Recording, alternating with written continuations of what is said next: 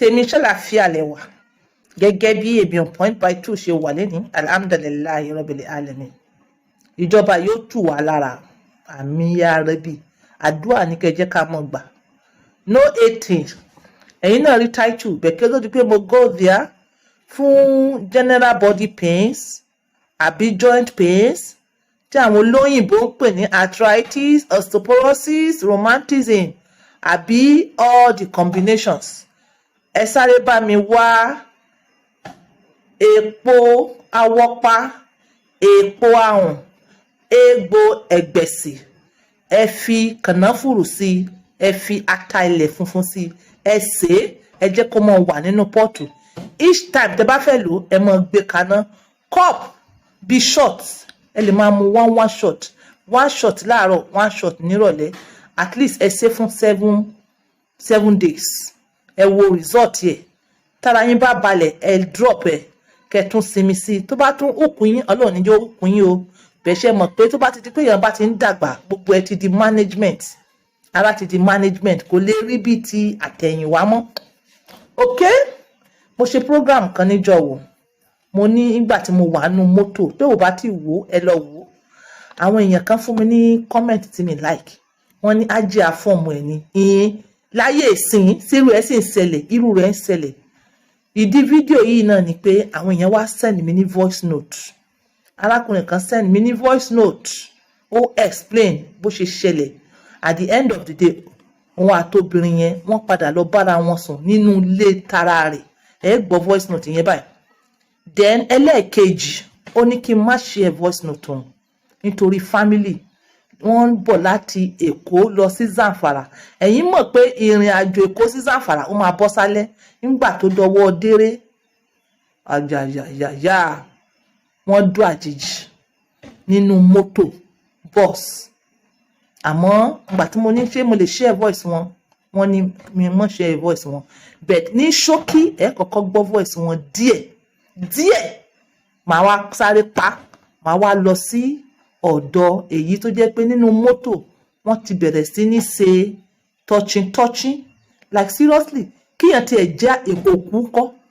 àwọn ọkùnrin lẹ́mìí fá kíyàn tiẹ̀ jókòó kaná kú ní obìnrin yẹn síbẹ̀ sí mọ́ touch náà délé like seriously mo dá àwọn ọkùnrin míì ẹlẹ́mìí gan so ẹ jẹ́ kí n play voice note yìí ní ṣókí díẹ̀.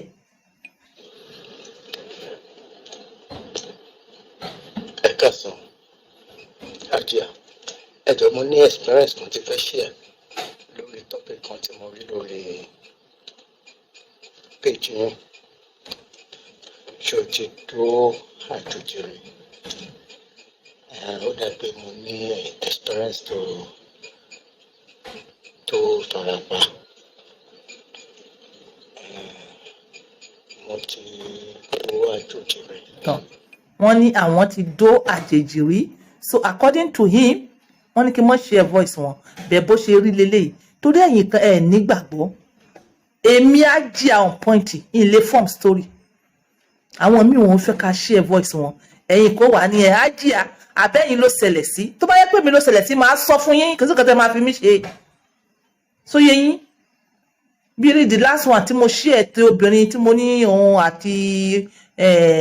executive director ẹni á jí àbẹ́yìn ló ṣẹlẹ̀ sí like seriously a ní kí ẹ mọ kọ́gbọ́n ni ṣóyé yín nínú eléyìí sì wọ́n náwọn ń sùn nọ́mà nínú mọ́tò ni from Lagos to Zamfara bọ́ọ̀sì dẹ̀ ni àwọn wá ti sùn lọ ọwọ́ àwọn bàtà àwọn máa wá fi tají àwọn wá rí ọwọ́ àwọn ti dé ibi abíyá sáàdì ibi abíyá làwọn gbọ́wọ́ sí bí kí ẹ̀ mọ̀ sùn nísì kí ẹ̀ wá bọ́wọ́ níbi abíyá a ní orun mọ́tò máa ń dùn especially ẹ̀ tó ti táyà overnight wọ́n á wá gbọ́wọ́ sí ibi abíyá so bàtà àwọn wá tají táwọn wá rí ọwọ́ rẹ̀ níbi abíyá rẹ̀ àwọn wá sáré gbé ọwọ́ àwọn padà ló bá mú ọwọ́ wọn ló bá gbé sí orí ibi gangan sóńsó orí ọmú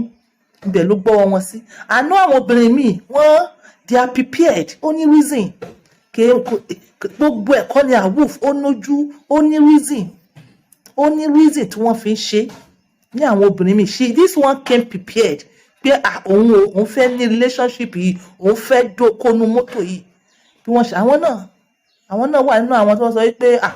irú rẹ̀ gbọ́dọ̀ lọ àwùfù àwùfù àwọn náà wò bí àwùfù ni ìgbà tó wá di ọwọ́ déré tí Johnny yẹn wá bọ́ sí ọwọ́ déré wọ́n ṣera wọn wọ́n enjoy ara wọn wọ́n ṣe wọ́n fọwọ́ tẹ̀ òun náà ṣe títí ẹ̀ ìgbà tí Johnny yẹn wá bu ọwọ́ déré tí wọn ò lè take ẹ̀ mọ́ wọ́n ní báwọn ṣe gé show yẹn fún nìyẹn nínú mọ́tò wọ́n náwọn gé fún seriously nínú mọ́tò like how you understand so ó ní bí wọ́n ṣe tó yẹ yín but irú ìrìn àjò yẹn kò sí ni nínú ìgbésí ayé wọn oríṣiríṣi nǹkan ti ṣẹlẹ̀ bẹ́ẹ̀ àmọ́ nísìnyí alhamdulilayi wọ́n ti borí ẹ̀ o wọ́n ti borí ẹ̀ ìwọ tó fẹ́ bẹ̀rẹ̀ tiẹ̀ nísìnyí ìjọ wo ló mọ̀ pé wàá borí wàhálà tiẹ̀ ìwọ tó fẹ́ bẹ̀rẹ̀ because bá a ṣe ń sọ́ọ̀sìn ẹ̀yin kan ti prepare pé ẹ̀ ṣe ǹjẹ́ o ti prepare láti fight irú consequences tó máa mú sínú ayé rẹ̀ nísìnyí àwa farabalẹ̀ àwa gbọ́ ti arákùnrin kan ṣóyè yín àwọn ní ká mọ́ play voice wọn ẹni yìí ní ká play títò kò kí n ṣe gbogbo voice lèmi mọ́ play o unless ẹ bá ti fún mi ní go ahead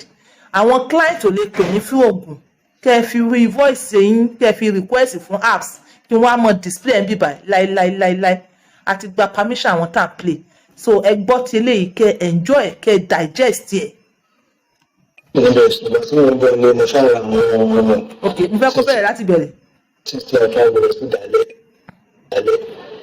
bẹ̀rẹ̀ àwọn ibi fún stọọ bẹ̀rẹ̀ máa pọ̀ sí pípé. ẹ jọ̀ọ́ mo fẹ́ kó bẹ̀rẹ̀ láti bẹ̀rẹ̀ ní ewu ní àfọwé. pípé ẹni máa gba síìtì fún mi òkè wọn gba síìtì kan pẹ̀lú tèmi sókú síìtì méjì lẹ́yìn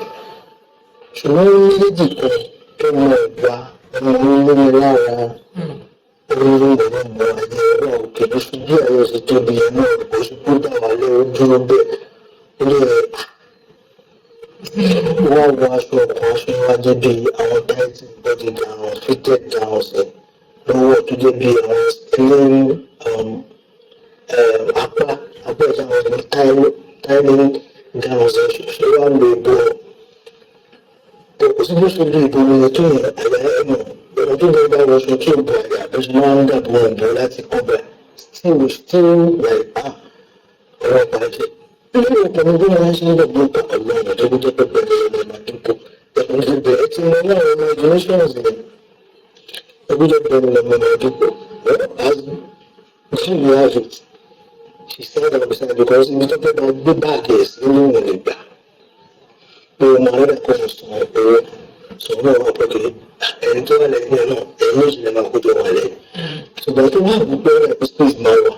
wọn wà òkè bẹ́ẹ̀ because of her stature and size. To cut long story short, we just, we bought some things and we do. So I think when we watch our listing boss, most people think soon. Because if you start a dose of you don't need to go much, because slightly, to the window, the neighbors get after it. When I do, tẹ́lẹ̀ tẹ́lẹ̀ gbé ẹgbẹ́ sẹ́gbẹ́ ọ̀dọ̀ ìdìbò wọn ò nígbà tó ń nígbà nígbà tó ń tó gbé orí sáré gbá bọ́ọ̀dì mọ́tò yẹn wọn ò kò kó gbé ẹgbẹ́ síbi ọdún sáré wọn á tètò sí àwọn àjọ tẹ̀lé àwọn ẹgbẹ́ àjọ wà nílé ìlú àwọn ẹgbẹ́ windows ni windows bá tó àtọ̀ tèmi mo sì gbé dání ó wà nílẹ̀ sí àwọn wọn bá àjọ pé ẹni wà nílẹ̀ mo ṣàwọn ẹbí tí ẹ fi táyà wò ó lọ́rùn. As the journey was going, I noticed the electric soon. When I noticed the person in the beginning of this work, it's God. As well as that, I get a ginger story. But it came to me, but he felt like, but he's so this moment. The moment just for a woman, already. He told me, wọ́n pè é tàlẹ́tì wọ́n lóde àpéwé ọ̀ṣọ́gbọ́n ṣe gbà ní pé wọ́n sùn rẹ̀ nípa ìmíra pẹ̀lú pé kò tọ́nà owó ní ọdún ṣùgbọ́n ṣe ọdún tàn án. òkè wọ́n ń tẹ̀ láti fi ọwọ́ ọgbà rẹ̀ alẹ́ ọmọ ìsíbi tí ìbòrò tó fi bòrò yẹn wà lọ́wọ́ sí ìbòrò yẹn gbogbo oṣù bí orí ọ̀nà ìlú pípò òmìnira But you have to manage the women who still be into the one wow. Ó sì lè tóbi ní bóṣe wá sick. Ojú ìwà ìwà dúdú smooth. Ìgbà tí màá fi fọwọ́ kan ní bóṣe ní ó kọ̀ balance bí ó sùn dáadáa. Wọ́n jẹ́ gbogbo sọ pé èmi àti ẹnìkan làwà ní ẹ̀yìn ẹ̀ mọ́tò dẹni lọ nọ́mà àwọn máa bọ́ sí ẹni tó ń lo èsì yẹn.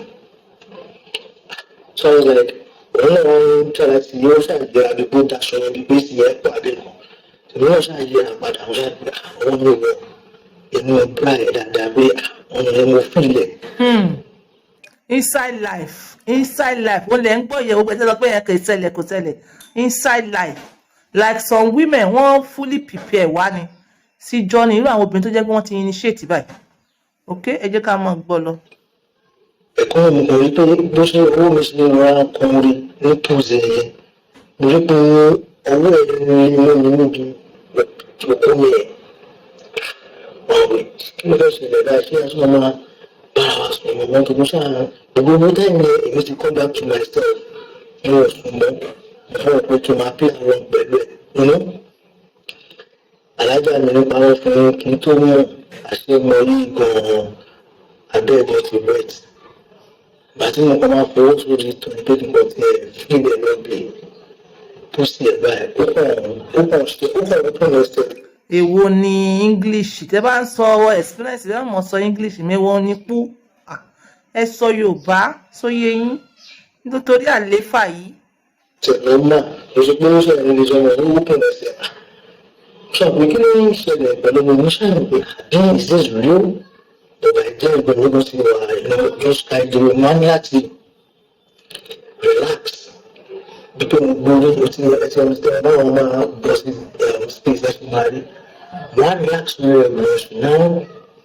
ẹ̀yọ́ relax a little bit to us what is going on with this girl so there was a very very deep bond ahead tuntun náà kọ́ cover ìgbà tuntun náà máa fi cover mọ́tò wa náà ti dé bẹ̀ tó. Ìgbà tí wọ́n sọ máa já obìnrin mọ̀ àjọ wọ́n sọ what's that ó bá pé sorry I was fast asleep wọ́n sọ pé wọ́n ti sùn lọ bá wọ́n bí wọ́n pé she touched me with her boyfriend nípa wọ́n pé boyfriend wọ́n sì gbọ́dọ̀ pé distance joining me ti lọ bẹ́ẹ̀ it's not bí bá ṣe ní ìgbẹ́ náà immediately distance joining me ti move lọ síwájú but along the line ní pé it later leads to gbàjọba wa lọ́pọ̀ torí mi lọ sí Èkó but òun dà gbé Ṣàgámù ọgbẹ́ àbá ló máa ti bọ́lẹ̀ ní ìlú nǹkan notice pé lókọ̀ sọ̀tún jọba pé máa bọ́lẹ̀ ní entertainment bí kí ó ṣẹlẹ̀ náà tí wọ́n ti jọba ẹgbẹ́ ìgbésẹ̀ àníṣe lọ sí Èkó lọ́tà tó ìbẹ̀rẹ̀ pé ẹ̀ṣin lọ sí sáì tó ń lọ Ìbàdàn